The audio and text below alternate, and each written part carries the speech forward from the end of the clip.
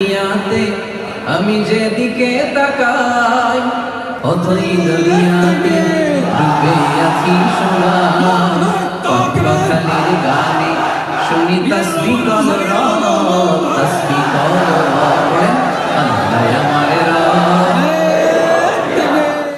نحمده ونصلي على رسوله الكريم أما بعد فأعوذ بالله من الشيطان الرجيم بسم الله الرحمن الرحيم قل هو الذي أنشأكم وجعل لكم السمع والأبصار والأفئدة قليلا ما تشكرون صدق الله العظيم তো সম্মানিত শুধু আমি সূরা মুলকের 23 নম্বর আয়াত তেলাওয়াত করেছি। এই 23 নম্বর আয়াতে এই আয়াতে আল্লাহ তাআলা আমাদেরকে স্পেশাল তিনটা ব্লেসিংস দিয়েছেন, তিনটা নেয়ামত দিয়ে ধন্য করেছেন। এ নিয়ে আমরা কথা শুনবো ইনশাআল্লাহ। আল্লাহ তাআলা বলছেন কুল হুয়াল্লাযী আনশাআকুম ওয়া জাআলা লাকুমুস সামআ ওয়াল আবসারা ওয়াল আফইদাতা ক্বালীলাম মা তাশকুরুন। নবী হে, আপনি বলুন তিনি সে সত্তা যিনি তোমাদেরকে সৃষ্টি করেছেন আর তোমাদেরকে দিয়েছেন শ্রবণ শক্তি, দৃষ্টি শক্তি আর চিন্তা শক্তি, কিন্তু খুব অল্প সংখ্যক লোকই তোমরা শুকরগুজার হও। এই যে এত বড় নেয়ামত পেয়ে আমরা ধন্য, আমরা শুকরগুজার হই না। তাহলে তিনটা ফ্যাকাল্টি বা তিনটা ক্যাপাসিটি বা তিনটা এবিলিটি যে আল্লাহ তাআলা আমাদেরকে বিশেষ নেয়ামত দিয়েছেন, সেই তিনটা নেয়ামতের কথা আল্লাহ বলেছেন। এক হচ্ছে হিয়ারিং, দুই হচ্ছে ভিশন, তিন হচ্ছে intellect. I repeat, hearing, vision, intellect, অর্থাৎ শ্রবণ শক্তি, এরপর তিনি দিয়েছেন আমাদেরকে দৃষ্টি শক্তি আর দিয়েছেন চিন্তা শক্তি বা বিচার বুদ্ধি। তো এই তিনটা নেয়ামতের মধ্যে থেকে সর্বশেষ যে নেয়ামতটা অর্থাৎ চিন্তা শক্তি বা বিচার বুদ্ধি, যে আল্লাহ তাআলা আমাদের মধ্যে বিবেক দিয়েছেন, বিচার বুদ্ধি দিয়েছেন, এই পয়েন্টটা নিয়ে আমি আজকে কিছু কথা আপনাদের সামনে উপস্থাপন করব ইনশাআল্লাহ বিইذنিল্লাহ। সম্মানিত সুধী, আমরা মানুষ, আমরা উই আর ইন্টেলেকচুয়াল বিং, আমরা হচ্ছে বুদ্ধিবৃত্তিক প্রাণী। অর্থাৎ আল্লাহ তাআলা আমাদেরকে ফ্রি উইল দিয়েছেন, আমাদেরকে ক্রিটিক্যালি থিঙ্কিং করার সুযোগ দিয়েছেন, বিচার বুদ্ধি বিবেক কমন সেন্সকে কাজে লাগানোর সুযোগ আল্লাহ তাআলা আমাদেরকে দিয়েছেন। এবং এজন্যই আল্লাহ তাআলা আমাদেরকে আশরাফুল মাখলুকাত বানিয়েছেন। আমাদের ফ্রি থিঙ্কিং করার সুযোগ আছে, আমাদের ইন্টেলেক্ট আছে, আমাদের ইন্টেলিজেন্স আছে, আমরা আমাদের সিদ্ধান্তগুলো নিজের মন মতো করে নিতে পারি। এজন্য আমরা হচ্ছে আশরাফুল মাখলুকাত। এজন্য আল্লাহ তাআলা ফেরেশতাদেরকে অর্ডার করেছেন যাতে তারা আমাদেরকে সিজদা দেয়। সুবহানাল্লাহ। এই সেজদাটা আবার ইবাদতের সেজদা ছিল না, এটা ছিল অনারারি সাজদা, সম্মান সূচক সাজদা। ইবাদতের সেজদায় লুটিয়ে পড়া যায় একজনের সামনে। আওয়াজ করে বলুন তো তিনি কে? তো ফেরেশতারা যে সেজদাটা আমাদেরকে দিয়েছিল এটা ছিল অনারারি সাজদা, সম্মান সূচক সাজদা। তো এই বিচার বুদ্ধি বিবেক বুদ্ধি এগুলোই আমাদেরকে পশু থেকে আলাদা করেছে। পশুর কিন্তু এই ইন্টেলেক্ট নাই, বিচার বুদ্ধির ক্ষমতাটা তাদের নাই, এজন্য পশু থেকে আমরা আলাদা। এবং চিন্তা আর বিবেককে খাটানোর জন্য আল্লাহ তাআলা মহামূল্যবান একটা অঙ্গ আল্লাহ তাআলা আমাদেরকে দিয়েছেন, সেটা হচ্ছে ব্রেইন, আমাদের মস্তিষ্ক। এটাকে কাজে লাগিয়ে, কমন সেন্স কাজে লাগিয়ে আমরা পৃথিবীতে সভ্যতার পর সভ্যতা নির্মাণ করেছি। পৃথিবীতে মানুষ ছাড়া অন্য কোনো প্রাণীকে এটা করতে পেরেছে? এটা মানুষ করেছে, কারণ আল্লাহ তাআলা মানুষকে এই চিন্তা শক্তি দিয়েছেন, বিচার বুদ্ধি দিয়েছেন এবং সফিস্টিকেটেড একটা ব্রেইন দিয়েছেন। এটা কাজে লাগিয়ে আমরা অনেক বড় কাজ করে ফেলতে পারি। এবং আপনি শুনলে অবাক হবেন, আমাদের এই যে ছোট্ট ব্রেইনটা, খুব বেশি না কিন্তু ওজন, একটা প্রাপ্তবয়স্ক মানুষের হিউম্যান ব্রেইনের ওজন কত ধারণা আছে কারো? হ্যাঁ, কত? 3 pound, on an average 3 pound, মানে 1.5 কেজি। এই 1.5 কেজি ওজনের ব্রেইন দিয়ে আমরা পৃথিবীতে এই সভ্যতাগুলো বিনির্মাণ করেছি। এবং আপনি শুনলে অবাক হবেন, আমাদের এই ব্রেইনের মেমোরি ক্যাপাসিটি, মেমোরি স্টোরেজ অনেক বেশি। বিজ্ঞানীরা গবেষণা করে ওনারা জানিয়েছেন যে আমাদের হিউম্যান ব্রেইনের মেমোরি হচ্ছে 2.5 পেটাবাইটস। আপনারা মেগাবাইটের নাম শুনেছেন, গিগাবাইটের নাম শুনেছেন, পেটাবাইট হয়তো অনেকে শুনেন না। পেটাবাইট আরো অনেক বেশি, অনেক বড়। তো 1 পেটাবাইটে হয় 1 মিলিয়ন গিগাবাইট। আই রিপিট, 1 পেটাবাইটে হয় 10 লক্ষ গিগাবাইট। তার মানে আমার আর আপনার যে হিউম্যান ব্রেইন, এই ব্রেইনের ক্যাপাসিটি হচ্ছে 25 লক্ষ গিগাবাইট। সুবহানাল্লাহ, এত আস্তে। 25 লাখ গিগাবাইট আমাদের ব্রেইনের মেমোরি বা স্টোরেজ। আচ্ছা বলেন, আপনাদের এই যে আইফোন মোবাইল, এটাতে মেমোরি কত? 256 জিবি ম্যাক্সিমাম, ম্যাক্স 256 জিবি। আচ্ছা গেল। এরপর আমাদের ল্যাপটপ গুলোতে মেমোরি স্টোরেজ কত ম্যাক্সিমাম? সাধারণত 500 জিবি, যারা খুব বেশি নেয় হয়তো 1000 জিবি, 1 টেরাবাইট, তাই না? এই তো। তাহলে আমাদের ল্যাপটপ গুলোর মেমোরি স্টোরেজ হচ্ছে 1000 গিগাবাইট। তাতে সারা দুনিয়াটাই যেন এটার ভিতরে ঢুকিয়ে রাখা যায়, ঠিক কিনা? কিন্তু আল্লাহ তাআলা আমাদেরকে যে দয়া করে ব্রেন দিয়েছেন, এটার মেমোরি ক্যাপাসিটি হচ্ছে 25 লক্ষ গিগাবাইট। আল্লাহু আকবার। এবং আপনি শুনলে অবাক হবেন, এই ব্রেনের ভিতরে আল্লাহ তাআলা অনেক নিউরন দিয়েছেন, মানে স্নায়ু কোষ, যে নিউরন গুলো ব্রেনের মেসেজ গুলো, ইনফরমেশন গুলোকে ট্রান্সমিট করে। আমাদের ব্রেইনে এই স্নায়ু কোষের সংখ্যা বা নিউরনের সংখ্যা মোর দেন 100 বিলিয়নস, মানে 10,000 কোটিরও বেশি। তো আমরা যত বেশি চিন্তা করি, যত বেশি ব্রেইন খাটাই, আমাদের এই স্নায়ু কোষগুলোর মধ্যে সংযোগায়ন বাড়ে, মানে নিউরন কানেক্টিভিটি বাড়ে। এই ব্যাপারে পৃথিবীতে সবচেয়ে বড় স্পেশালিস্ট হচ্ছে ডক্টর হার্বার্ট বানসন, হার্ভার্ড ইউনিভার্সিটির একজন অ্যাসোসিয়েট প্রফেসর। তো তাকে জিজ্ঞেস করা হয়েছিল মানুষের এই নিউরন কানেক্টিভিটি সর্বোচ্চ কত হতে পারে, একজন মানুষ যত চিন্তা করুক, যত ব্রেন খাটাক, কত হতে পারে। তো সে গবেষণা করে বলেছিল 25-এর ডান দিকে 30টা শূন্য বসালে যত হতে পারে, একটা মানুষের মাথার স্নায়ুগুলোর সংযোগায়ন বা নিউরন কানেক্টিভিটি ঠিক তত হতে পারে। 25-এর ডান দিকে কয়টা শূন্য? 30টা। এটা আমি কি দিয়ে বলবো? হ্যাঁ, মিলিয়ন, বিলিয়ন, ট্রিলিয়ন, জিলিয়ন, ফিলিয়ন, অক্ট্রিলিয়ন সব ছাড়িয়ে যাবে। আচ্ছা, সংখ্যাটা কত বড় আমি একটু উদাহরণ দিয়ে বলি। আমরা যে কম্পিউটারের দোকানে গেলে প্রিন্টিং করি না, A4 সাইজের কাগজ আছে না? একটা হিউম্যান ব্রেইনে যত পরিমাণ নিউরন কানেক্টিভিটি হতে পারে, তত পরিমাণ সাদা কাগজ যদি আপনাকে দেয়া হয়, A4 সাইজের সাদা কাগজ দিয়ে যদি বলা হয় যে এটা টেবিলের উপর রাখেন, ইন্টারন্যাশনাল ইয়ুথ সেন্টারের এই টেবিলের উপর এই কাগজগুলো রাখেন, আপনি কাগজগুলো রাখতে শুরু করবেন। কাগজের স্তূপ উঁচু হতে হতে হতে হতে এই টাওয়ার ছাড়িয়ে, আকাশ ছাড়িয়ে, বাতাস ছাড়িয়ে, মহাকাশ স্টেশন ছাড়িয়ে, নাসার বিজ্ঞানীদের নাগালে আসা প্রথম আকাশের যত দূর বিজ্ঞান যেতে পেরেছে, এই যে জেমস ওয়েব টেলিস্কোপ 34 কোটি বছর আগের ছবি, স্থির চিত্র আমাদেরকে পাঠিয়েছে, যত দূর মানুষের নাগালে এসেছে, কাগজের স্তূপ এরকম উঁচু হতেই থাকবে, তারপরেও অনেক কাগজ আপনার হাতে থেকে যাবে। তার মানে কি পরিমাণে নিউরন কানেক্টিভিটি আমাদের ব্রেনে সম্ভব। তো এখন দ্য কোশ্চেন রাইজেস, প্রশ্ন হচ্ছে আমরা আমাদের ব্রেনকে ওইভাবে খাটাই কিনা, ব্রেনটাকে কাজে লাগাই কিনা। আমাদের যে অভাবনীয় চিন্তা শক্তি, আনলিমিটেড চিন্তা শক্তি দিয়ে যে আল্লাহ তাআলা আমাদেরকে সৃষ্টি করেছেন, এটার কতটুকু আমরা ব্যবহার করি, আমাদের এই সফিস্টিকেটেড যে ব্রেইন আল্লাহ দিয়েছেন, এটা ব্যবহার করি কিনা, দিস ইজ দ্য কোশ্চেন। তো সম্মানিত শুধু আল কোরআন আল কারিমের পরতে পরতে আল্লাহ তাআলা আমাদেরকে মাথা খাটাতে বলেছেন, আমাদের চিন্তার দিগন্তকে প্রসারিত করতে বলেছেন, কিন্তু আমরা মাথা খাটাতে চাই না। আমরা যেন চিন্তাশীল হয়ে উঠি, আমরা যেন ব্রেইন খাটাই। অনেক আয়াত আপনি পাবেন, দুই একটি আয়াত আপনাদের সামনে আমি উপস্থাপন করবে আজকের আলোচনার ইতি টানবো ইনশাআল্লাহ বিইজনিল্লাহ। আমরা যেন মাথা খাটাই, আমরা যেন চিন্তা করি, এটা বোঝাতে যে আল্লাহ তাআলা বেসিক্যালি কোরআনে 4টা শব্দ ব্যবহার করেছেন। 4টা, একটু ক্লাসের মতো মনে করেন, তাহলে মনে থাকবে, কিছু শিখে গেলাম। প্রথম শব্দ হচ্ছে আন-নাযার, আন-নাযার। 2 নম্বর হচ্ছে আল-আক, 3 নম্বর হচ্ছে আত-তাফাক্কুর, 4 নম্বর হচ্ছে আত-তাদাব্বুর। আই রিপিট, আবার বলি, আন-নাযার, আল-আক, আত-তাফাক্কুর, আত-তাদাব্বুর। আন-নাযার, আল-আক, আত-তাফাক্কুর, আত-তাদাব্বুর। বলতে পারবেন 4টা? 1 নম্বরে কি? আন-নাযার, 2 নম্বরে আল-আক, 3 নম্বরে আত-তাফাক্কুর, 4 নম্বরে আত-তাদাব্বুর। এই 4টা শব্দ নিয়ে সংক্ষিপ্ত কিছু আলোকপাত করবো ইনশাআল্লাহ বিইজনিল্লাহ।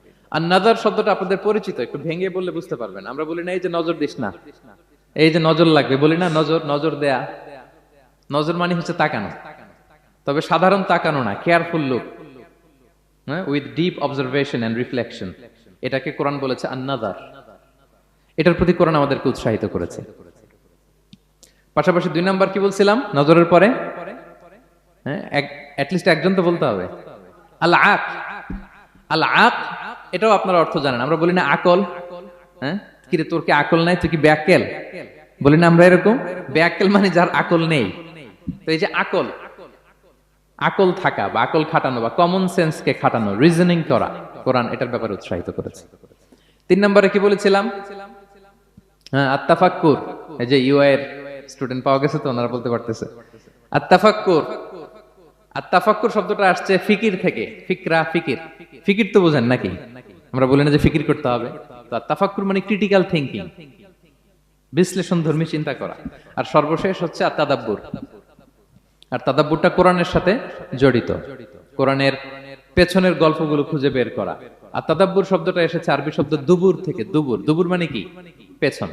তো কোরআনের কোন একটা আয়াতের পেছনের গল্পটা কি, পেছনের রহস্যটা কি, এর নেপথ্যে কি, এর গুরু রহস্য কি, এটাকে বের করা। এই চারটা ব্যাপারে কোরআন অনেক এমফাসাইজ করেছে। তো এই চারটা নিয়ে আমরা কথা বলি। প্রথমে কি বলেছিলাম? প্রথম শব্দটা আন-নাযার। সবাই বলেন তো প্রথম শব্দটা কি? আন-নাযার। নজর মানে কি? দৃষ্টি দেয়া, স্বাভাবিক দৃষ্টি না, গভীর দৃষ্টি, সুগভীর দৃষ্টি। হ্যাঁ, ইংরেজিতে বলে অবজারভেশন বা রিফ্লেকশন।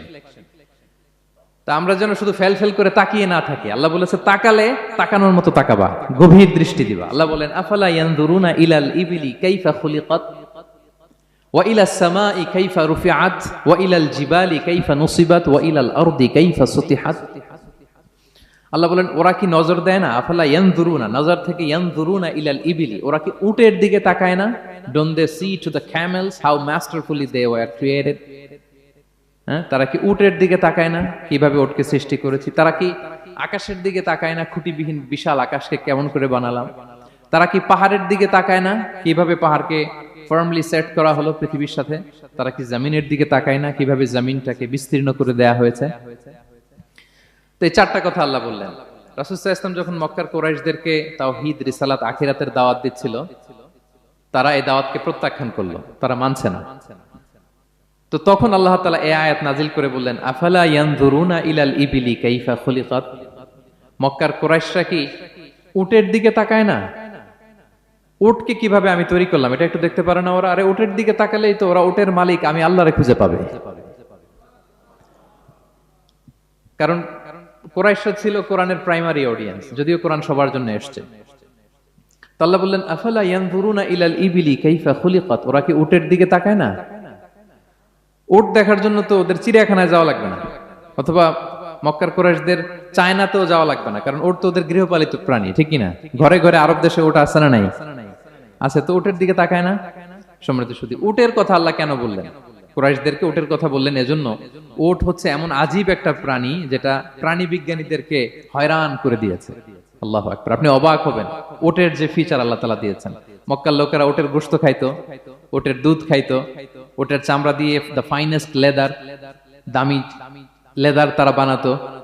উটের উপর মাল নিয়ে বোঝাই করে মরুভূমি এক প্রান্ত থেকে আরেক প্রান্তে পাড়ি দিত, নিজেরা উটের উপর রাইডিং করত। এবং উট হচ্ছে এমন প্রাণী যেটা একসাথে 1 মাস না খেয়ে বেঁচে থাকতে পারে। 1 মাস পানিও খাওয়া লাগবে না, খাবারও খাওয়া লাগবে না। সুবহানাল্লাহ পড়বেন না? এট এ টাইমে একটা উট, প্রাপ্তবয়স্ক একটা উট একসাথে 200 লিটার পানি খেয়ে ফেলতে পারে। এবং উটের পেটের ভিতরে একটা স্পেশাল ওয়াটার চেম্বার আছে, ওই চেম্বারে রেখে দেয়, খেয়ে ওইটারে পাঠায় দেয় না ওদের কিডনিতে। 200 লিটার পানি একবারে খেয়ে স্পেশাল চেম্বারে রেখে দেয়, যখন লাগবে ওইখান থেকে নিয়ে নিয়ে বেঁচে থাকে। 1 মাস না খেয়ে বেঁচে থাকে কি করে? উটের পিঠে দেখবেন একটা কুজ আছে, একটা উঁচু উটকে যদি কল্পনা করেন উপরে একটা কুজ আছে না, এই পুরো কুজটা হচ্ছে চর্বির আধার। তো ওটার যখন খাবার থাকে না মরুভূমিতে, মাসের পর মাস যখন চলে, ওই চর্বি থেকে এনার্জি নিয়ে সে মরুভূমিতে চলে, সে না খেয়েও বাঁচতে পারে। আমাদের চোখের মধ্যে যেমনি একটা পাপড়ি, এরকম এক পাপড়ি দিয়ে উটকে আল্লাহ বানায় নাই, ডবল লেয়ারের পাপড়ি দিয়েছে। কারণ মরুভূমির মধ্যে চলতে পথে লু হাওয়া থাকবে, মরুভূমির সাইমুম, বালুর ঝড়, এই ঝড় মোকাবেলার জন্য, লু হাওয়া মোকাবেলার জন্য ডবল লেয়ারের চোখের পর্দা। একটা পর্দা ফেলে রাখে আর একটা খুলে সে হাঁটতে থাকে, তার কিছুই হয় না। সুবহানাল্লাহ। আমাদের 98 ডিগ্রি ফারেনহাইটে স্বাভাবিক তাপমাত্রা, তাই না? 99 ডিগ্রি হলে আমাদের জ্বর, 100 ডিগ্রি হলে জ্বর, 101, 2 সর্বোচ্চ আমরা সহ্য করতে পারি। এর বেশি যদি হয়, 103 ডিগ্রি হলে বেহুশ হয়ে যায় মানুষ। 4 ডিগ্রি হলে আমাদের দেহের ভেতরে যে কোষগুলো আছে এগুলো মরে যায়। কিন্তু একটা উট মরুভূমির তাপমাত্রায় প্রতিদিন 104 ডিগ্রি 5 ডিগ্রি তাপমাত্রা সহ্য করে খুব স্বাভাবিক উট চলতে পারে, তার কিছুই হয় না। এবং মরুভূমির মধ্যে যে ক্যাকটাস আছে, গুলমলতা, বড় বড় কাঁটা জাতীয় গাছ, যেই কাঁটা পৃথিবীর কোনো প্রাণী খেতে পারবে না, কিন্তু একটা উট অনায়াসে খেয়ে ফেলতে পারে। উটের জিহ্বাকে এবং পাকস্থলীকে আল্লাহ এমন স্পেশালি মেড করেছেন, যত কাটা দিবেন খেয়ে সাবার ওর কিছুই হয় না। সুবহানাল্লাহি বিহামদি। আল্লাহ বলে আফালা ইয়ানজুরুনা ইলাল ইবিলি কাইফা খুলিকাত, ওরা কি উটের দিকে তাকায় না? আরে উটকে নিয়ে গবেষণা করলেই তো উটের মালিককে খুঁজে পায় তারা। এরপর বললেন ওয়া ইলাস সামাই কাইফা রুফিআত, ওরা কি আকাশের দিকে তাকায় না? কিভাবে খুঁটি ছাড়া আকাশকে আমি বানিয়েছি। আপনারা যখন বিমানে চড়েন তখন কি শুধু ভিডিও করতে থাকেন নাকি? মেঘের ভিডিও, আকাশের ভিডিও, তখন তাকাবেন আকাশের দিকে। সুবহানাল্লাহ, কিভাবে আল্লাহ আকাশকে তৈরি করেছেন। ওয়ালাকাদ যায়্যানা সামা আদ-দুনিয়া বিজিনাতিল কাওয়াকিব, আল্লাহ বলেন এই প্রথম আকাশটাকে আমি তারা দিয়ে সুশোভিত করেছি, বিশাল বিশাল তারা। এই যে আমরা সূর্য দেখি, এটা একটা তারা, পৃথিবীর চেয়ে 13 লক্ষ গুণ বড় এই সূর্য। কত গুণ বড় বলে ফেললাম হুট করে মুখ দিয়ে, কিন্তু কল্পনা করতে পারতেছি। তার মানে 13 লক্ষটা পৃথিবী সূর্যের মধ্যে রাখার জায়গা আছে। তাই বলে মনে করেন না যে সূর্য অনেক বড় সাইজের তারা। নো, সূর্য এই মহাশূন্যের খুব ছোট্ট সাইজের একটা তারা। সূর্যের চেয়ে লক্ষ কোটি গুণ তারা আছে। যে সূর্য পৃথিবীর চেয়ে 13 লক্ষ গুণ বড়, ওই সূর্যের চেয়ে কোটি গুণ বড় তারা আছে। এরকম লক্ষ কোটি কোটি তারা নিয়ে আমাদের গ্যালাক্সি মিল্কি ওয়ে, এরকম কোটি কোটি গ্যালাক্সি আছে। সুবহানাল্লাহ, কোটি কোটি গ্যালাক্সি নিয়ে আমাদের এই প্রথম আকাশের মহাশূন্য। তার মানে পুরো প্রথম আকাশটাকে যদি একটা মানচিত্র দেয়া হয়, ওইখানে মাইক্রোস্কোপ দিয়ে পৃথিবীকে খুঁজে পাওয়া যাবে না। আই রিপিট, পুরো প্রথম আকাশটাকে যদি একটা বড় মানচিত্র বানানো হয়, আমরা যে পৃথিবীতে আছি মাইক্রোস্কোপ দিয়েও এটাকে খুঁজে পাওয়া যাবে না। এই বিশাল প্রথম আকাশের মহাশূন্য যখন শেষ, এরপরে হচ্ছে প্রথম আকাশের লেয়ার, তারপরে হচ্ছে দ্বিতীয় আকাশের মহাশূন্য, তারপরে দ্বিতীয় আকাশের লেয়ার। বিষ্ণু ইসলাম বলেন দ্বিতীয় আকাশের তুলনায় প্রথম আকাশটা কত ছোট শোনো। সাহারা মরুভূমির মধ্যে যদি তোমার হাতের আংটি ছুঁড়ে ফেলে দাও, পুরো মরুভূমির তুলনায় তোমার হাতের আংটি যত ছোট, আল্লাহর দ্বিতীয় আসমানের তুলনায় প্রথম আসমানটা ঠিক তত ছোট। আবার তৃতীয় আসমানের তুলনায় দ্বিতীয় আসমানটা ঠিক ওই রকম। আবার চতুর্থ আসমানের তুলনায় তৃতীয় আসমানটা ওই রকম। এইভাবে 7 আসমান, এরপরে আল্লাহর কুরসি, মাউদাউল কাদামাইন, যেখানে আল্লাহ তার কুদরতি পা রাখেন। তো 7 আসমানটা যত বড়, পুরো সাহারা মরুভূমির মধ্যে আংটি ফেলে দিলে মরুভূমির তুলনায় আংটি যত ছোট, আল্লাহর কুরসির তুলনায় পুরো 7 আসমানটা ঠিক তত ছোট। কল্পনা করা যায়? এজন্য আল্লাহ বলেছেন আফালা ইয়ানজুরুনা ইলাল ইবিলি কাইফা খুলিকাত, একটু উট নিয়ে চিন্তা করতে পারো না? আকাশটা নিয়ে একটু ভাবতে পারো না? ওয়া ইলাল জিবালি কাইফা নুসিবাত, একটু পাহাড়ের দিকে তাকিয়ে একটু অবজারভেশন করা যায় না, রিফ্লেকশন? ও মক্কার লোকেরা, পাহাড় দেখার জন্য তো তোমাদের অন্য দেশে যাওয়া লাগবে না, তোমরা তো সারাউন্ডেড বাই মাউন্টেন্স, চারদিকে শুধু পাহাড়, পাহাড় আর পাহাড়। এই পৃথিবীর ভেতরে 7টা টেকটনিক প্লেট আছে। এই 7 tectonic plates creates the mountain range on earth. পৃথিবীর মধ্যে মাউন্টেন এভাবেই হয়েছে। বিগ ব্যাং এর মহাবিস্ফোরণের পরে এই প্লেটগুলো যখন কোলাপস করলো, মাঝখানের জায়গা উঁচু হয়ে গেল, দ্যাট ইজ মাউন্টেন। এটাই মাউন্টেন। আমেরিকার আলাস্কা একটা জায়গা আছে, পৃথিবীর সবচেয়ে বড় মাউন্টেন রেঞ্জ। এটা লম্বায় প্রায় 2000 কিলোমিটার লম্বা একটা পাহাড়। ইউরোপের সবচেয়ে বড় পাহাড় হচ্ছে আল্পস পর্বতমালা, ওইটা লম্বায় 1200 কিলোমিটার। কল্পনা করতে পারেন, একটা পাহাড় 1200 কিলোমিটার লম্বা। আর সবচেয়ে উঁচু যে পর্বত শৃঙ্গ মাউন্ট এভারেস্ট 29,035 ফিট। আর মিটার দিয়ে চিন্তা করলে 8,850 মিটার। আল্লাহ এই পাহাড়কে কোরআনে বলেছেন পেরেকের সাথে তুলনা দিয়েছেন। আল্লাহ তাআলা বলেছেন ওয়াজআলনাল জিবালা আওতাদা, আমি এই পাহাড়গুলোকে আল্পস পর্বতমালা, আলাস্কা পর্বতমালা, মাউন্ট এভারেস্ট, এগুলোকে পেরেকের মতো বানিয়েছি। কিসের মতো?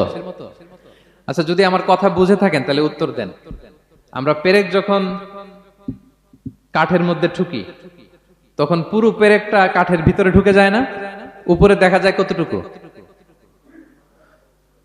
হাতুড়ি দিয়ে একটা পেরেক যখন আমি একটা কাঠের ভিতরে ঠুকে দিলাম, এরপরে কি পুরা পেরেকটা দেখা যায়? আর কতটুকু দেখা যায়? সামান্য মাথাটা। তো পুরা পেরেক গেল কই? ভিতরে। তা আল্লাহ পাহাড়গুলোকে পেরেকের সাথে তুলনা করেছেন। তার মানে পাহাড় যতটুকু আপনি দেখেন, এটা পাহাড়ের মাথা, এর পুরো অংশটা মাটির ভিতরে। 29,035 ফিট মাউন্টেন, মাউন্ট এভারেস্ট যেটা, এটার কমপক্ষে 10 গুণ এটা মাটির ভিতরে আছে। আলাস্কা পর্বতমালা বাইরে যদ্দূর 10 গুণ ভেতরে, আল্পস পর্বতমালা বাইরে যদ্দূর 10 গুণ ভেতরে। তুর পাহাড় বাইরে যদ্দূর 10 গুণ তার ভেতরে। আল্লাহু আকবার। এজন্য আল্লাহ বলেন ওয়াইলাল জিবালি কাইফা নুসিবাত, ওরা কি পাহাড়ের দিকে তাকায় না কিভাবে এই পাহাড়গুলোকে আমি তৈরি করেছি। আল্লাহ যখন এই পৃথিবী সৃষ্টি করলেন, পৃথিবীর মধ্যে ভাইব্রেশন হচ্ছিল, কাঁপাকাঁপি, কাঁপছিল পৃথিবী।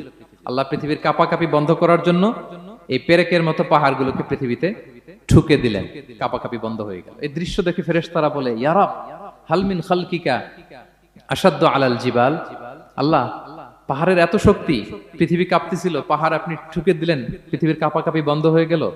আপনার সৃষ্টির মধ্যে পাহাড়ের চেয়ে শক্তিশালী কিছু আছে? আল্লাহ বললেন আছে। সেটা কি? আল হাদিদ। আল্লাহ বললেন সেটা লোহা, কারণ লোহা দিয়ে পাহাড় কাটা যায়, ঠিক কিনা? লোহার কথা শুনে ফেরেশতারা অবাক, লোহা পাহাড়ের চেয়ে শক্তিশালী? ফেরেশতারা প্রশ্ন করলো ইয়া রাব্বি হাল মিন খালকিকা আশাদ্দু মিনাল হাদিদ, তাহলে আপনার সৃষ্টির মধ্যে লোহার চেয়ে শক্তিশালী কিছু আছে? আল্লাহ বললেন আছে। কি সেটা? আন্নার, আগুন। কারণ আগুন লোহাকে কি করে? গলিয়ে ফেলে। ফেরেশতারা শুধু অবাকই হচ্ছে। ফেরেশতারা বলে আগুনের চেয়ে শক্তিশালী কিছু আছে? আল্লাহ বলে আছে আল মা, পানি। কারণ আগুনে দাউ দাউ করে জ্বলে ওঠা আগুনের মধ্যে পানি দিলে আগুন অস্তিত্ব হারায়। ফেরেশতারা শুধু অবাকই হচ্ছে। তারা বলে তাহলে পানির চেয়ে শক্তিশালী কিছু আছে? আল্লাহ বলেন আছে। আর রিহ, বাতাস। কারণ বাতাস পানিকে একদিক থেকে আরেক দিকে নিয়ে যায়। জলের মধ্যে বায়ুর উচ্ছ্বাস লাগলে জলোচ্ছ্বাস তৈরি হয়, ঠিক কি না? ফেরেশতারা আবার অবাক হয়ে বলে তাহলে বাতাসের চেয়ে শক্তিশালী কিছু আছে? আল্লাহ বললেন আছে। সেটা কি? বলতেছে বনি আদম। ওই মানুষ শক্তিশালী যে গোপনে দান করে, এত গোপনে যে ডান হাত কি দান করলো, বাঁ হাত সেটা টের পায় না। পড়েন সুবহানাল্লাহ। এই লম্বা হাদিস বলার বা বোঝানোর মূল উদ্দেশ্য হচ্ছে আল্লাহ পাহাড়কে সৃষ্টি করেছেন। ওয়া ইলাল জিবালি কাইফা নুসিবাত, পাহাড়কে আল্লাহ তাআলা জমিনের মধ্যে এভাবে সেট করেছেন। আল্লাহ বলে ওরা কি একটু পাহাড়ের দিকে তাকায় না, আকাশের দিকে তাকায় না?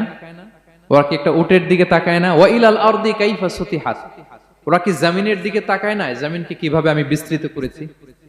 আমরা তো কত চমৎকার মাটি দেখি, তাই না? বীজ রোপণ করে দিলে কি উর্বর জমি, হ্যাঁ, ঘাস লতাপাতা ফলমূল হয়। আসলে পুরো পৃথিবীটাই কি এরকম নরম? না, অনেক স্তর আছে। এই ভূপৃষ্ঠের নিচে আপনি পাবেন পাললিক শিলার স্তর, রূপান্তরিত শিলার স্তর, আগ্নেয়গিরির শিলার স্তর। তার মানে পৃথিবীর ভেতরে দাউ দাউ করে আগুন জ্বলছে, এবং আগ্নেয়গিরির জ্বালামুখ ভেঙে যখন এই অগ্নুৎপাতের লাভা বের হয় তখন বোঝা যায় পৃথিবীর ভেতরে কেমন আগুন পাওয়া যায়, ঠিক কিনা? তাহলে প্রথম শব্দটা আমি কি বলেছিলাম? আন-নাযার। মনে আছে তো না? প্রথম শব্দটা কি? আল্লাহ বলে তারা কি নজর করে দেখে না কিভাবে আকাশ বানালাম, উট সৃষ্টি করলাম, কিভাবে জমিন বানালাম, কিভাবে পাহাড় বানালাম।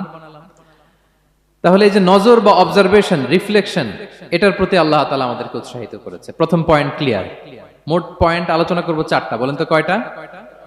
একটা ক্লিয়ার। 2 নাম্বার কি ছিল দেখি কার মনে আছে কিনা?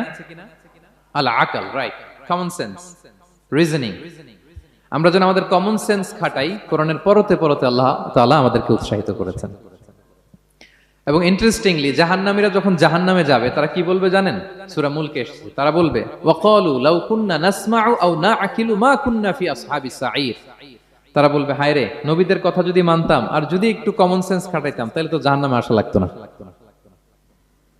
ওই দিনের এই আফসোসে কোনো কাজ হবে? প্রিয় ভাইরা, ওই দিন যত আফসোস করেন কোনো কাজ হবে? তাহলে জাহান্নামীরাও আফসোস করবে হায় রে, একটু যদি আকল খাটাইতাম তাইলে আজকে আর জাহান্নামের আগুনে পোড়া লাগে না। নবীদের কথা যদি শুনতাম আর যদি আকল খাটাতাম, কি খাটাতাম, তাইলে আজকের এই কঠিন অবস্থা আমাদের পড়া লাগতো না। কোরআনের বিভিন্ন আয়াত আল্লাহ তাআলা আমাদেরকে বলেছেন আফালা তাআকিলুন, তোমরা কি আকল খাটাবা না? এই যে দামি কমন সেন্স দিলাম, একটু বুদ্ধি কি খাটাবা না, আকল খাটাবা না তোমরা?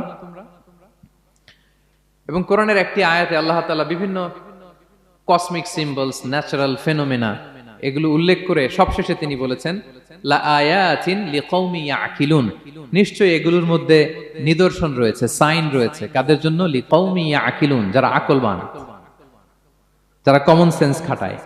এই আয়াতে আল্লাহ কি কি বলেছেন? দীর্ঘ আলোচনা, আমি খুব সংক্ষেপে বলছি। আল্লাহ তাআলা বলছেন ইন্না ফি খালকিস সামাওয়াতি ওয়াল আরদি واختلاف الليل والنهار والفلك التي تجري في البحر بما ينفع الناس وما أنزل الله من السماء من ماء فأحيا به الأرض بعد موتها وبث فيها من كل دابة وتصريف الرياح والسحاب المسخر بين السماء والأرض لآيات لقوم يعقلون। সবগুলো বলে আল্লাহ বললেন এগুলোর মধ্যে নিদর্শন আছে তাদের জন্য যারা কমন সেন্স খাটায়। কি বললেন আল্লাহ? আল্লাহ বললেন আকাশ জমিনের সৃষ্টির মধ্যে, দিবারাত্রির পরিবর্তনের মধ্যে, এই যে 24 ঘন্টার 12 ঘন্টা দিন 12 ঘন্টা রাত, আর নিগতির কারণে এই যে দিবারাত্রি আমরা পাই, এই পৃথিবীটা তার অরবিটে কক্ষে যেমনি ঘুরে, আবার পৃথিবীটা তার অক্ষেও ঘুরে। যে আপনারা যারা ক্রিকেট খেলছেন এরকম স্পিন বল করেন না? হ্যাঁ, কমন পড়ছে? স্পিন বল করলে বলটা কিভাবে যায় বলেন তো? ঘুরতে ঘুরতে যায়। তো পৃথিবী যখন সূর্যের চারদিকে কক্ষে ঘুরে, ওই ঘোরার মুহূর্তে সে নিজে স্পিনিং হইতে থাকে, ঘুরতে থাকে। ওই স্পিন হইতে তার এক পিঠ থেকে আরেক পিঠে ঘুরতে তার 24 ঘন্টা সময় লেগে যায়। ওইটার কারণে দিবারাত্রি হয়। 12 ঘন্টায় আমরা দিন পাই, 12 ঘন্টায় আমরা রাত পাই। আল্লাহ বলেন এই দিবারাত্রির পরিবর্তনের মধ্যে নিদর্শন আছে। তারপরে সাগরে যে ভেসে বেড়ায় বড় বড় নৌযান, জলযান, আপনারা দেখেছেন কিনা জানি না, এই যে icon of the ocean, Titanic জাহাজের চেয়ে 10 গুণ বড় জাহাজ, আমি দেখে এসেছি পশ্চিমা দেশগুলোতে। এত বিশাল বড় জাহাজ, এটা সামনে দাঁড়ালে এটার দত্তের মতো মনে হয়। মালয়েশিয়াতে তো অনেক কন্ডোমোনিয়ামস, 10-15টা কন্ডোমোনিয়ামস একসাথে জোড়া লাগালে এটা যত বড়, ওই ক্রুজগুলো, জাহাজগুলো এত বড়। এক একটা জাহাজের ভেতরে 3000-4000 হোটেল রুম আছে, 8-10টা রেস্টুরেন্ট আছে, ফুটবল স্টেডিয়াম আছে, থিম পার্ক আছে, বিশাল একটা এন্টায়ার সিটি। এই বিশাল ক্রুজগুলো, Icon of the Sea, Virgin Voyages, Royal Caribbean, এগুলো সাগরের উপর দিয়ে ভেসে বেড়ায়। আল্লাহ বলে বল ফুলকিল্লাতি তাজরি ফিল বাহরি বিমা ইয়ানফাউন নাস, সাগরের উপরে বিশাল বড় বড় ক্রুজগুলো ভেসে বেড়ায়, এর মধ্যে নিদর্শন আছে। এরপর আল্লাহ বললেন আমি পানি থেকে সব প্রাণী তৈরি করেছি, ওয়াজআলনা মিনাল মাই কুল্লা শাইইন হাই, সব প্রাণ এসেছে পানি থেকে। বিজ্ঞান এটাকে কনফার্ম করেছে। তারা বলেছে পৃথিবীর সর্বপ্রথম এককোষী প্রাণীর নাম হচ্ছে অ্যামিবা। অ্যামিবা এসছে, জুপ্লাঙ্কটন, ফাইটোপ্লাঙ্কটন, ব্যাকটেরিয়া প্লাঙ্কটন, এভাবে স্পিসিসগুলো ডেভেলপ করেছে। আল্লাহ বলে এর মধ্যে নিদর্শন আছে। এরপর আল্লাহ তাআলা বলেছেন মৌসুমী বায়ু, এই যে বায়ুর প্রবাহ, এতে নিদর্শন আছে।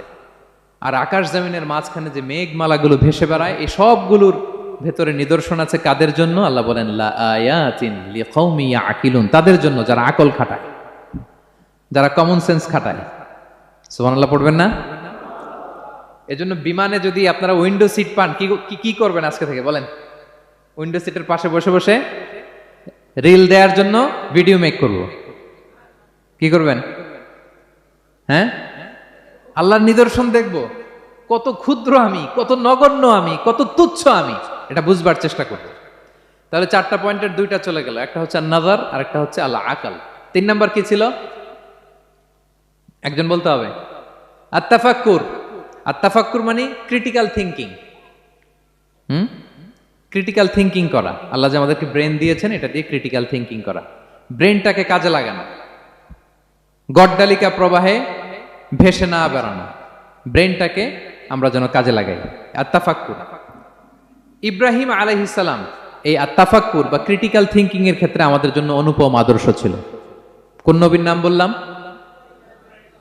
সবাই বলেন তো নবীর নাম কি? উনি যেই সময়টাতে পৃথিবীতে এসেছিলেন তখন কেউ করতো তারার পূজা, কেউ করতো চাঁদের পূজা, কেউ করতো সূর্যের পূজা। আমরা হইলে কি করতাম? কোনো এক দলে ঢুকে যেতাম। কি বলেন? এক দল করে তারার পূজা, আরেক দল সূর্যের, আরেক দল চাঁদের। আমরা হইলে কি করতাম? এক দলে ঢুকে যেতাম। উনি ঢুকেন নাই। উনি এই তারকা পূজারী, সূর্য পূজারীদের চিন্তার দেয়ালে আঘাত করেছেন। সুবহানাল্লাহ। ফালাম্মা জান্না আলাইহিল লাইলু রাআ কাওকাবা, উনি কিভাবে সত্যের সন্ধান পেলেন দেখেন। উনি রাত্রিবেলা যখন দেখেন যে লোকজন তারার পূজা করে, উনি ভাবলেন হাযা রব্বি, তারাই কি আমার রব? পরে দেখে না, দিনের বেলায় তারারে আর খুঁজে পাওয়া যায় না।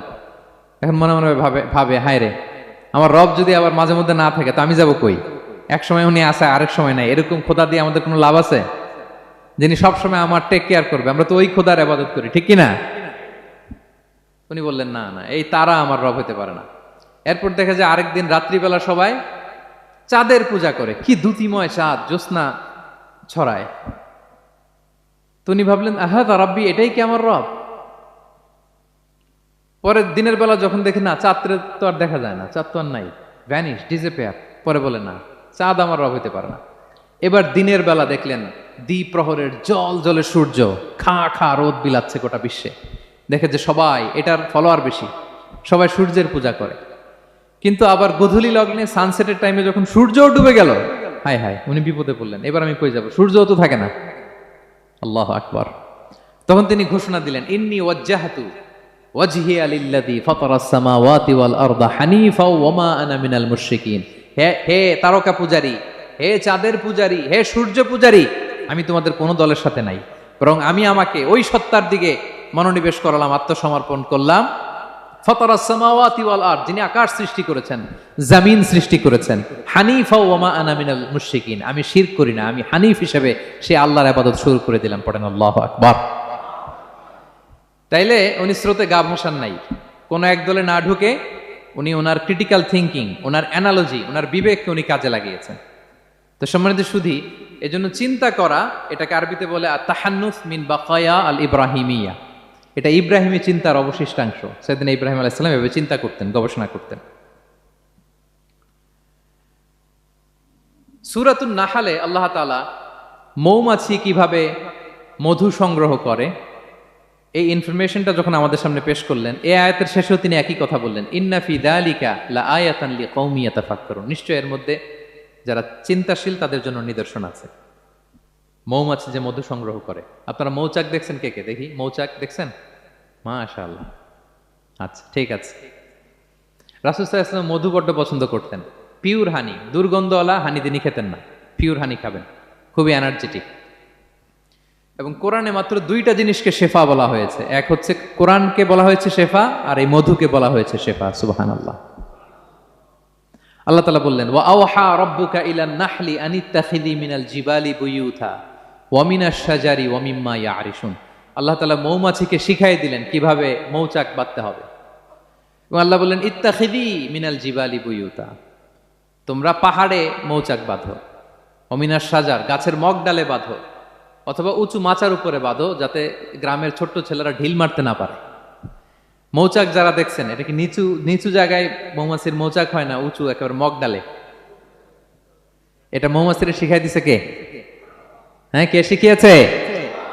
আল্লাহ সুবহানাহু ওয়া তাআলা মৌমাছিকে শিখিয়ে দিয়েছে। যারা আরবি বোঝেন তারা বুঝতে পারবেন, ইত্তাখিদি এটা ফেমিনিন জেন্ডার। তার মানে আল্লাহ যা অর্ডার করেছেন এটা পুরুষ মৌমাছিকে অর্ডার করেন নাই, নারী মৌমাছিকে। তো গবেষণায় দেখা গিয়েছে পুরো মৌচাকের বাসাটাকে এখানে যে লিডারশিপ বহন করে এটা কোনো পুরুষ মৌমাছি না, এটা নারী মৌমাছি। সুবহানাল্লাহ। এবং তিন ধরনের মৌমাছি থাকে, একটা হচ্ছে কুইন বি, রানী মৌমাছি, আর একটা হচ্ছে মেল বি, এরা বংশ বিস্তার করে, আর একটা হচ্ছে ওয়ার্কার বি, এরা এই মধু আনা নেওয়া করে। তা আল্লাহ এদেরকে বললেন, কুলি মিন কুল্লি সামারাত, এই মৌমাছি তোমরা আশেপাশের সব সুন্দর সুন্দর ফুল থেকে, ফল থেকে, ফ্লাওয়ার নেকটার্স, পুষ্প রস সংগ্রহ করে নিয়ে আসো। মধু এত স্বাস্থ্যকর, হেলদি ডায়েট কেন? কারণ আশেপাশের গাছের মধ্যে এখানে আপনার ভেষজ গাছ আছে, ঔষধি গাছ আছে, বনাজি গাছ আছে, ঠিক কিনা? তো মৌমাছিগুলো সেখান থেকে ফ্লাওয়ার নেকটার্স, পুষ্পরস সংগ্রহ করে আবার চলে আসে। এবং আল্লাহ বললেন, ফাসলুকি সুবুলা রব্বিকি যুলুলা, পথ ভুলে যেও না, যেই পথে গেছো ওই পথে ফিরে আসো। একটা মৌমাছি মৌচাক থেকে প্রায় 10 কিলোমিটার দূরেও অনেক সময় চলে যায়, আবার 10 কিলোমিটার পথ চিনে আবার মৌচাকে এটার ফিরায় আনে কে? এই পুরো মেকানিজমটা নিয়ে গবেষণা করে অস্ট্রিয়ান একজন সায়েন্টিস্ট, তার নাম হচ্ছে কার্ল ব্রনফেশ, সে একটা বই লিখেছে, দ্য ডান্সিং বিজ, এবং এই বই লিখে সে নোবেল লরেট হয়েছে, নোবেল প্রাইজ পেয়েছে। আমরা তো মধু পাইয়া হাতের তালুর মধ্যে নিয়ে জিহ্বা দিয়ে চাটি, আমাদের তো আর ব্রেন খাটানোর ওই সময় নাই। ওই কার্ল ব্রনফেশ সে এই মৌমাছি নিয়ে গবেষণা করে নোবেল প্রাইজ পেয়েছে, আর আমরা মাথা খাটাইতে পারলাম না। তো সে গবেষণা করে পেয়েছে, মানে কোরআনের আয়াত যা যা বলেছে সে তাই পেয়েছে। মৌমাছি ওখান থেকে ফুলের পুষ্পরস, ফ্লাওয়ার নেকটার্স এনেই কিন্তু মৌচাকে রাখে না, ওইটারে সে খেয়ে ফেলে। এবং সে গবেষণা করে পেয়েছে এক একটা মৌমাছির 2টা স্টোমাক, 2টা পাকস্থলী। একটা পাকস্থলীতে সে নিজের খাবার দাবার খায়, আর একটা পাকস্থলীতে এই পুষ্পরস, ফ্লাওয়ার নেকটার্স গুলা সে রাখে। সেখানে আল্লাহ তাআলা একটা স্পেশাল এনজাইম দিয়ে ওইটাকে প্রিজার্ভ করে, প্রত্যেকটা মৌমাছির নিচে একটা টিউব আছে, সে ওই টিউব দিয়ে, নল দিয়ে মৌচাকে যে ওই মধুগুলো রেখে আসে। পড়েন সুবহানাল্লাহ। এবং এই মধুর ভেতরে আল্লাহ তাআলা ন্যাচারাল অ্যান্টিসেপটিক রেখেছেন, এটার নাম প্রপোলিস। দ্বিতীয় বিশ্বযুদ্ধে রাশিয়ান সোলজাররা তারা আহত হলে তারা অ্যান্টিসেপটিক কিনে লাগাতো না, তারা মধু লাগায় দিত, আর আহত সোলজার তারা মুহূর্তে সুস্থ হয়ে যেত। যাদের বাতের ব্যথা আছে, বাতের ব্যথা আছে না অনেক মুরব্বীদের, ওই বাতের ব্যথার মধ্যে যদি মৌমাছির হুল ফুটাই দিতে পারেন, একদিনের মধ্যে বাতের ব্যথা ভালো হয়ে যাবে। সাময়িক হয়তো ব্যথা পাবে, মৌমাছি যখন কামড় দেয় ব্যথা লাগে না, নাকি আরাম লাগে? কামড় খাইছেন মৌমাছির কখনো? হ্যাঁ, তো বাতের ব্যথার মধ্যে আপনি মৌমাছির হুল ফুটাই দিলে আর ব্যথা নাই। সুবহানাল্লাহ বিহামদিহি। মুখতালিফুন আলওয়ানু, বিভিন্ন ধরনের ক্রিম হানি, হোয়াইট হানি, ইয়েলো হানি, ব্ল্যাক হানি, নানা ধরনের হানি আল্লাহ তাআলা এইভাবে প্রিজার্ভ করেছেন মৌমাছির মধ্য দিয়ে। আল্লাহ বলেন, এই যে এতগুলো মৌমাছি পুষ্প রস এনে মৌচাকের মধ্যে রসগুলো রাখে, মধু তৈরি হয়, আল্লাহ বলেন ইন্না ফি যালিকা লাআয়াতান লিকওমি ইয়াতাফাক্কারুন, নিশ্চয় এর মধ্যে আল্লাহ তাআলা চিন্তাশীলদের জন্য নিদর্শন রেখেছেন। যারা চিন্তা করে, তারা হাতের তালুতে শুধু জিহ্বা দিয়ে চেটে চেটে খায় না, তারা ভাবে কোত্থেকে আসলো এই মধু, কিভাবে মৌমাছিগুলো যায়, কিভাবে ফিরে আসে। তাহলে বলেন তো আমাদের চিন্তাশীলতার দরকার আছে না নাই? সূরা আলে ইমরানের 190 নম্বর আয়াতে আল্লাহ তাআলা বলেছেন, যারা আকাশ বাতাস পৃথিবী সৃষ্টি নিয়ে চিন্তা করে এবং সর্ব অবস্থায় আল্লাহ তাআলার জিকির করে, ওয়া ইয়াতাফাক্কারুনা ফি খালকিস সামাওয়াতি ওয়াল আরদ, এবং তারা তাফাক্কুর করে, ক্রিটিক্যাল থিংকিং করে, এবং তারা বলে মা খালাকতা হাযা বাতিলা, হে আল্লাহ তুমি অনর্থক কিছু সৃষ্টি করো নাই। মনে রাখবেন, এই পৃথিবীতে আল্লাহ তাআলা অনর্থক কোনো কিছু সৃষ্টি করে নাই, করেছে? যেটাই সৃষ্টি করেছে এটা এর মধ্যে মানব কল্যাণ আছে না নাই? আল্লাহ তাআলা আমাদের জন্য কল্যাণ রেখেছেন। এবং এই আয়াত যখন নাজিল হল, বিষ্ণু ঈসা ইসলাম বললেন, ওয়াইলুন লিমান কারাআহা ওয়া লাম ইয়াতাফাক্কার ফিহা, ধ্বংস তাদের জন্য যারা এই আয়াত তেলাওয়াত করে কিন্তু এই আয়াত নিয়ে চিন্তা করে না, গবেষণা করে না। এবং কোরআনের বিভিন্ন আয়াতে আল্লাহ তাআলা বিশ্বনবীকে বলেছেন, নবী হে, আপনি আপনার উম্মতদেরকে নবীদের ঘটনা শোনান। কোরআনের 3 ভাগের 1 ভাগ হচ্ছে ঘটনা। পুরো কোরআনের 3 ভাগের 1 ভাগ কি? ঘটনা, স্টোরি টেলিং। কারণ গল্প মানুষের মনে দাগ কাটে। আল্লাহ তাআলা বলেছেন, ফাকুসুসিল কসাসা লাআল্লাহুম ইয়াতাফাক্কারুন, নবী হে, আপনি তাদেরকে কিচ্ছা শোনান, ঘটনা শোনান, নবীদের কাহিনী শোনান, লাআল্লাহুম ইয়াতাফাক্কারুন, যাতে করে তারা ক্রিটিক্যাল থিংকিং করে। তারা লূত আলাইহিস সালামের কওমের ঘটনা যখন শুনে যে আল্লাহ তাআলা আপসাইড ডাউন করে দিয়েছিলেন, তারা যখন কওমে আদের ঘটনা শুনে, কওমে সামুদের ঘটনা শুনে, তারা যেন চিন্তাশীল হয়। এবং বিশ্বনবীর সাহাবী আবু দারদা রাদিয়াল্লাহু তাআলা আনহু, উনি বলতেন, তাফাক্কুরু সাআতিন খায়রুন মিন কিয়ামি লাইলা, 1 ঘন্টা কেউ যদি আল্লাহর সৃষ্টি নিয়ে চিন্তা করে, সেটা সারা রাত তাহাজ্জুদের সালাত অফার করার চেয়ে উত্তম। আমরা অনেকে মনে করি শুধু তাসবিহ পড়াই ইবাদত, জিকির করাই ইবাদত, শুধু কোরআন তেলাওয়াতই মনে হয় ইবাদত, শুধু কিয়ামুল লাইল করাই ইবাদত। কিন্তু বিশ্বনবীর সাহাবী, যিনি ইসলাম আমাদের চেয়ে ঢের বেশি বুঝেছেন, তিনি বলেন আল্লাহর এই সৃষ্টি শৈলী, এই সৃষ্টি নৈপুণ্য নিয়ে 1 ঘন্টা চিন্তা করা, ক্রিটিক্যাল থিংকিং করা, সারা রাত নফল তাহাজ্জুদের চেয়েও সেরা। এবার বলেন, আমাদের চিন্তা করার দরকার আছে না নাই? ব্রেনটা খাটাবেন তো? এই যে যারা কনভার্টেড মুসলিম হয়, এরা কিন্তু অনেক চিন্তা ফিকির করে, নিজের সাথে নিজে বোঝাপড়া করে, ক্রিটিক্যাল থিংকিং করে, তাদের অ্যানালজি কাজে লাগিয়ে, আল্লাহর দেয়া ব্রেনকে কাজে লাগিয়ে এরপরে শাহাদা পাঠ করে, এমনি এমনি না। এই যে কিছুদিন আগে আমেরিকান এক পপ স্টার কালেমা পড়ছে না? আপনি জানেন, একটা ধর্ম চেঞ্জ করা, একটা ফেইথ চেঞ্জ করা, এটা কত বড় সিদ্ধান্ত? হ্যাঁ, বাপদাদার ধর্ম, বয়স 30-40, এতদিন যে ধর্ম মানলাম, এটাকে চেঞ্জ করে নতুন ধর্মে কনভার্ট হয়, এটা কত বড় সিদ্ধান্ত? Could you imagine that? It's not a joke. নিজের সাথে নিজের অনেক বোঝাপড়া করতে হয়, তারাই ক্রিটিক্যাল থিংকিং করে। এবং বিষ্ণু ঈসা ইসলাম, উনি নবী হওয়ার আগেও এই চিন্তার ইবাদত করতেন। তিনি হেরা গুহায় চলে যেতেন, কাবা থেকে 6 কিলোমিটার উত্তরে, 634 মিটার উঁচু, যা বলে নূরের উপরে একটা কেইভ আছে, গুহা, এটার নাম হচ্ছে গারে হেরা। ওখানে বসে বসে তিনি এই চিন্তা করতেন। তার মানে নবী হওয়ার আগে বিশ্বনবীর ইবাদত ছিল চিন্তার ইবাদত। নবী হিসেবে অ্যাসাইন্ড হওয়ার আগে বিশ্বনবীর ইবাদত কি ছিল বলেন তো? নামাজ পড়া, কোরআন তেলাওয়াত করা। কোরআন তো নাজিলই হয় নাই, কোরআন তেলাওয়াত করবে কেমনে? তখন 6 মাস বসে বসে উনি ওখানে কি করেছেন বলেন? ধ্যানমগ্ন করেছেন, ধ্যানমগ্ন ছিলেন, তিনি চিন্তা করতেন। ওইটাই ছিল ওনার আধ্যাত্মিক শিক্ষায়তন। ওই নির্জন গুহার মধ্যে উনি যখন চিন্তায় মগ্ন ছিলেন, আল্লাহর সৃষ্টি শৈলী নিয়ে চিন্তা করতেন, ঠিক ওই মুহূর্তে, অন্তিম মুহূর্তে, ওই মাহেন্দ্রক্ষণে নাজিল হয়েছে ইকরা বিসমি রাব্বিকাল্লাযী খালাক, read in the name of your lord who has created, পড়ো তোমার প্রভুর নামে যিনি তোমাকে সৃষ্টি করেছেন, শিক্ষা দিয়েছেন। তাহলে সম্মানিত সুধী, ইসলামের সূচনা হয়েছিল, এটা বলা যায় ফাইনালি যে ইসলামের সূচনা হয়েছিল এই চিন্তার ইবাদতের মধ্য দিয়ে। তো আমরা যেন চিন্তা করি। তাহলে 4টা পয়েন্টের 3টা আমরা ক্লিয়ার করে ফেললাম। আর তাফাক্কুর, ক্রিটিক্যাল থিঙ্কিং ও শেষ। 4 নম্বর কি বলেছিলাম? হ্যাঁ বলো তো। আর তাদাব্বুর, আর তাদাব্বুর মানে পন্ডারিং অন দ্য কোরআন, কোরআনকে গবেষণা করে পড়া, কোরআনের আয়াতের অন্তর্নিহিত মর্মার্থ, গূঢ় রহস্য উদ্ঘাটনের চেষ্টা করা। আল্লাহ বলেন আফালা ইয়াতাদাব্বারুনাল কোরআন আম আলা কুলুবিন আকফালুহা, ওরা কি কোরআন নিয়ে একটু চিন্তা গবেষণা করবে না, নাকি ওদের অন্তরে জং ধরা তালা পড়ে গিয়েছে? তাহলে আমরা যে গড়গড় করে তেলাওয়াত করি, আল্লাহ শুধু এই তেলাওয়াত করতে বলেননি। হ্যাঁ, তেলাওয়াত করলে প্রতি অক্ষরে 10 নাকি ঠিক আছে, কিন্তু আল্লাহ বলেছেন ওরা কি কোরআন নিয়ে চিন্তা গবেষণা করবে না? আফালা ইয়াতাদাব্বারুনাল কোরআন, কোরআন তো এসেছে গোটা বিশ্বকে কাঁপিয়ে দিতে, হিস্ট্রিকে বদলে দিতে কোরআন এসেছে। মা আনজালনা আলাইকাল কোরআন লিতাশকা, নবী হে হতভাগা জাতি হিসেবে পৃথিবীতে থেকে যাবেন এজন্য কোরআন পাঠাই নাই। এটা পৃথিবীর পুরো হিস্ট্রিকে চেঞ্জ করে দিবে। তাদাব্বুরুল কোরআন, আর তাদাব্বুর শব্দটা এসেছে দুবুর থেকে, দুবুর মানে পেছন। আল্লাহ বলেছেন প্রতিটা আয়াত পড়ার সময় এর পেছনের নেপথ্যের গল্পটা কি এটাকে খুঁজে বের করো। আপনি যত বড় মুফাসসির হন, কোরআনের আয়াত আপনি যত পড়বেন প্রতিদিন নিত্য নতুন নতুন নতুন তথ্য আপনি পাবেন। আল্লাহর কসম, আমি আল আজহারে কোরআন নিয়ে পড়াশোনা করেছি, IIM এ কোরআন নিয়ে masters, human embryology in the holy Quran, PhD-র 5 বছর human behavioural patterns in the holy Quran. এখনো তো তাফসির করে যাই, প্রতিদিন কোরআন স্টাডি করি। একটা আয়াত যত পড়ি প্রত্যেক স্টাডিতে নতুন নতুন ইনফরমেশন আমার মাথায় চলে আসে।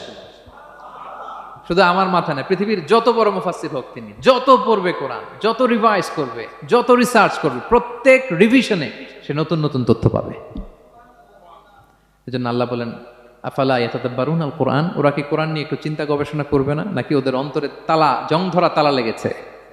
তো সম্মানিত শুধু আসুন, এই কোরআন নাজিলের মাসে আমাদের জং ধরা তালাটাকে আনলক করার জন্য আমরা কোরআনকে with vast concentration, with deep analysis and critical thinking নিয়ে যেন পড়ি। প্রতিটা আয়াত পড়ার সময় এর পেছনের গল্পটা কি, কোন প্রেক্ষাপটে নাজিল হলো, বর্তমান সময়ের সাথে কিভাবে এটাকে অ্যাটাচ করা যায়, এটার অন্তর্নিহিত গূঢ় রহস্যটা কি, এই গূঢ় রহস্য উদ্ঘাটনের কথা, কোরআন নিয়ে গবেষণার কথা এবং চিন্তার কথা বারবার কোরআন আমাদেরকে বলেছে। আমাদের এই চিন্তাকে জাগানোর জন্য এই কোরআন বারবার আমাদের কাছে আহ্বান করেছে। এখন আমাদের কি একটু সময় হবে না কোরআনকে চিন্তার সাথে গবেষণার সাথে পড়ার? হ্যাঁ, চিন্তাশীলতার সাথে গবেষণা করে কোরআন স্টাডি করার দরকার আছে না নাই? বলেন বলেন। হ্যাঁ, পড়বেন তো আপনারা। যারাই চিন্তা করবে, চিন্তাশীল হবে, কমন সেন্সকে খাটাবে, তারাই পৃথিবীর হিস্ট্রি পাল্টে দিবে। এই যে বিমান দিয়ে যে আমরা চড়ি, 2 ভাই আবিষ্কার করছে, Wilbur Wright, Orville Wright, Wright ভ্রাতৃদ্বয়। বলেন তো এই অরভিল রাইটের চোখ ছিল কয়টা? 3টা না? হ্যাঁ, উইলবার রাইটসের হাত ছিল কয়টা? আমার হাত কয়টা? আপনার হাত কয়টা? তো ওরা পারলে আমরা পারবো না কেন? কারণ এই চিন্তার ইবাদত থেকে আমরা দূরে সরে গিয়েছে। আমাদের মধ্যে রিজনিং নাই, আমাদের মধ্যে লজিক্যাল আন্ডারস্ট্যান্ডিং নাই, আমাদের মধ্যে ক্রিটিক্যাল থিঙ্কিং নাই, আমাদের মধ্যে পন্ডারিং অন দ্য কোরআনিক ভার্সেস নাই। আল্লাহ তাআলা আমাদের যে বিবেক, চিন্তা শক্তি দিয়েছেন এটাকে আমরা কাজে লাগাই না, এজন্য আমরা পিছিয়ে পড়েছি। সম্মানিত শুধু কোরআন বারবার আমাদের এই চিন্তা শক্তিকে জাগানোর জন্য আহ্বান করেছে। কোরআনের আয়াতের পরতে পরতে কোরআন আমাদেরকে বলেছে আমরা যেন চিন্তাশীল হই। এই যে সফিস্টিকেটেড ব্রেইন আল্লাহ তাআলা দয়া করে আমাদেরকে দান করেছে, আমরা যেন এই ব্রেইনটাকে কাজে লাগাই, আমরা যেন আমাদের বিবেকটাকে কাজে লাগাই, আমরা যেন আমাদের কমন সেন্সকে কাজে লাগাই। তাহলে আমাদের সোনালী অতীত আবার আমরা ফিরে পাবো। তাহলে আজকের এই আলোচনা থেকে ফাইনাল কথা হচ্ছে যে আমাদেরকে চিন্তা করতে হবে, যে কোনো জিনিসকে কোশ্চেন করতে হবে, প্রশ্ন করতে হবে, কেন, কিভাবে, ও পারলে আমি কেন পারবো না। কোরআনের আয়াত পড়ার সময় বারবার চিন্তা করবেন, সব দায় দায়িত্ব আমাদের উপর ঠেলে দিয়েন না। কোরআন নিয়ে শুধু আমরাই গবেষণা করবো আর ওয়াজ শোনাবো, এটা not only my sole responsibility, আপনাদেরও দায়িত্ব আছে, প্রত্যেকের দায়িত্ব। যত কোরআন পড়বেন আপনার অন্তরের তালা খুলে দিবে কে?